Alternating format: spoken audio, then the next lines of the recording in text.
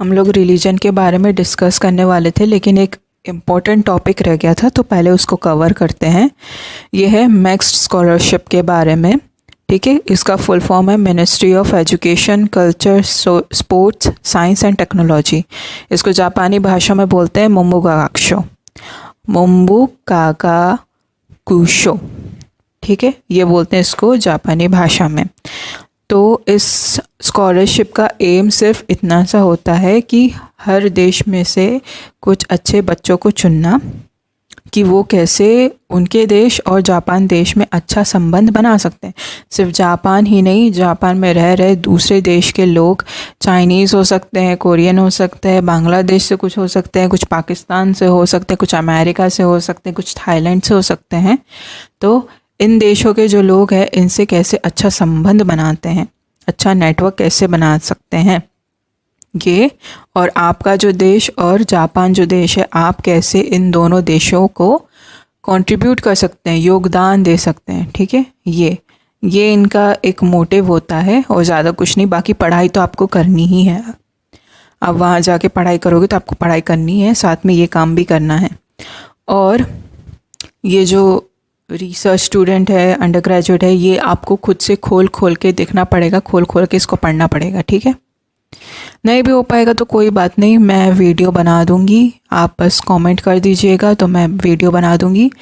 इसका जो application period जब ओपन होगा ना, यहाँ पे लिखा है अप्रैल से मई, लेकिन मैं बोलूँगी आप लोग मार्च से ही इसको देखना शुरू कर दीजिएगा, मार्च से ही इसको चेक करना शुरू कर दीजिएगा।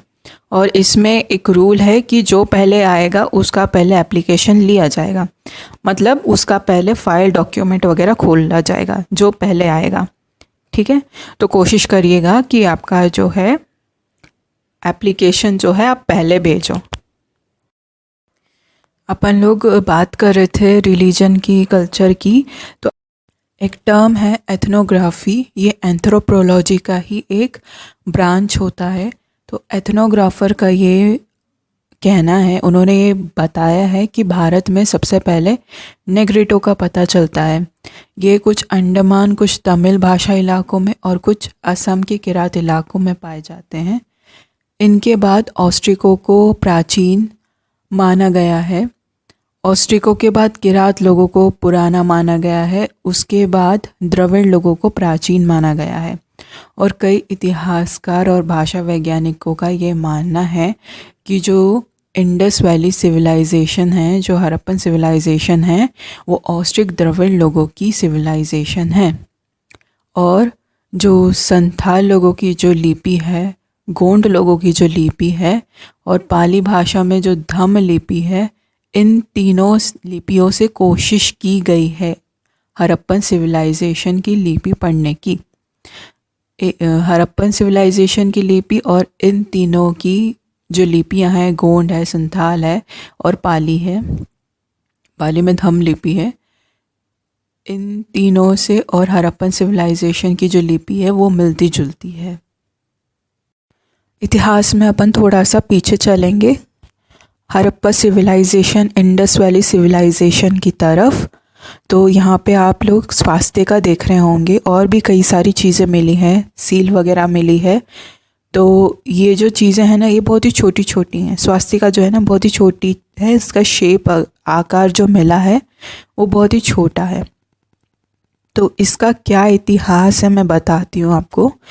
जो बूढ़ा थे ना, अब बूढ़ा जो है, जो बूढ़ा शब्द है वो दरअसल एक उपाधि है, वो एक पोजीशन है।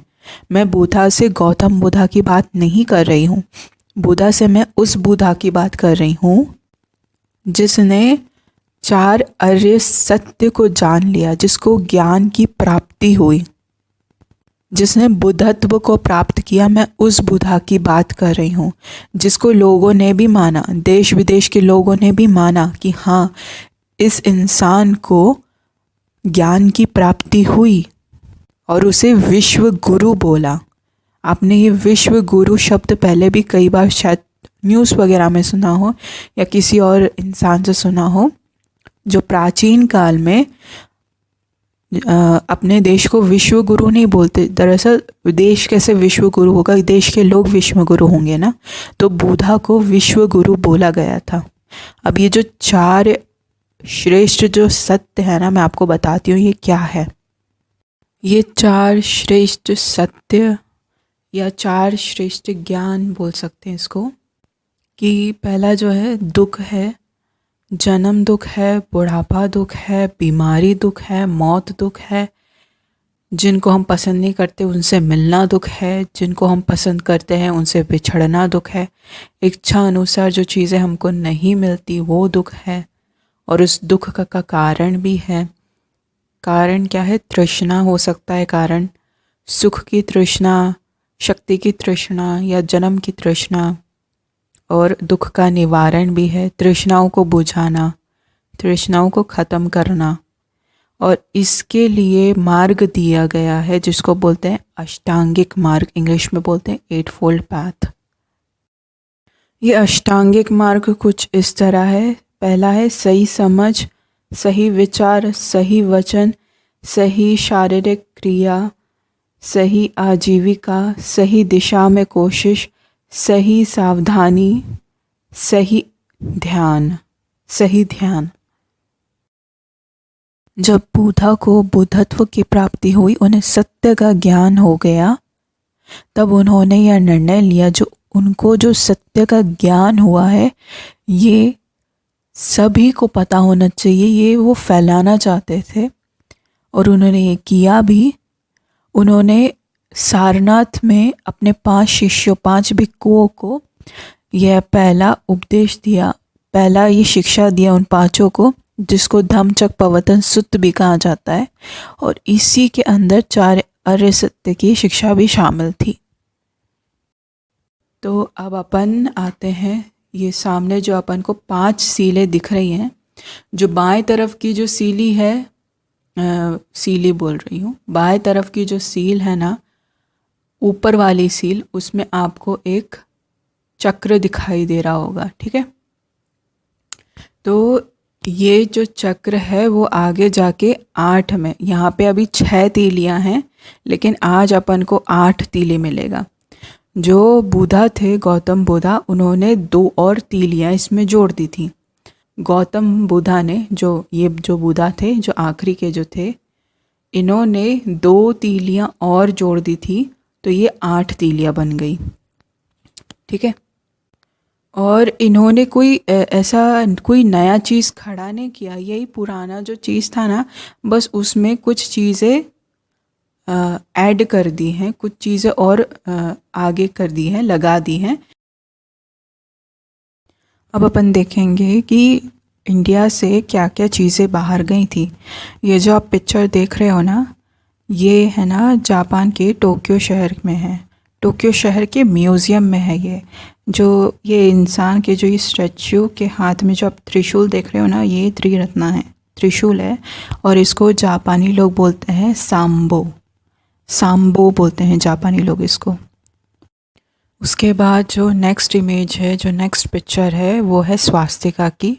ये जो पिक्चर है ये चाइना की है। तो चाइनीज़ लोग स्वास्तिका को वान बोलते हैं अपनी भाषा में। वान जो टेम्पल्स अगर जहाँ जहाँ है उसको पता करने के लिए जो स्वास्तिका है ना, इसके सिम्बॉल्स का यूज़ किया जाता है। जहाँ पे भी आपको ये सिम्बॉल दिखेगा, मतलब वहाँ पे मंदिर है। तो इसके बाद आगे ये जो आप मंदिर देख रहे हैं, बढ़िया सुंदर सा मंदिर, ये ऊपर जो स्वास्तिका बना हुआ है, वान बना हुआ है। अब ये जो आप सिक्के देख रहे हो ना, ये चाइना में सोंग डायनेस्टी, चाइना की राजवंश, सोंग राजवंश थी। तो ये वहाँ का सिक्का है जिसमें स्वास्तिका बना हुआ है। और ये जापान का है, जापान में स्वास्तिका को मांजी बोलते हैं। उसके बाद ये विनायक है, ये जापान में इसको बोलते हैं कानगी तेन, और थाईलैंड में इसको बोलते हैं फ्राफी काने सुआन और फ्राफी कानेत, ठीक है। और इंग्लिश में इसको एलिफेंट हेड बुद्धा बोलते हैं। अभी सरस्वती को जापान में बोलते हैं बेंजाइतेन। चाइना में सरस्वती को बोलते हैं बेनसाइतियान। अब ये है गुआन इन, ये बोधिसत्वा है, ये चाइना का है और मेरे ख्याल से ये इंडिया में शायद तारा देवी इसको बोलेंगे। अब ये है सुन वुकोंग। आपको कुछ मूवीज़ वगैरह के लिंक भी दिए जाएंगे, इसके मूवीज़ भी होते हैं और बहुत बढ़िया होते हैं, आप देख लीजिएगा अगर आपका इच्छा हो तो। थाईलैंड में भी इसको सुन वुकोंग ही बोलते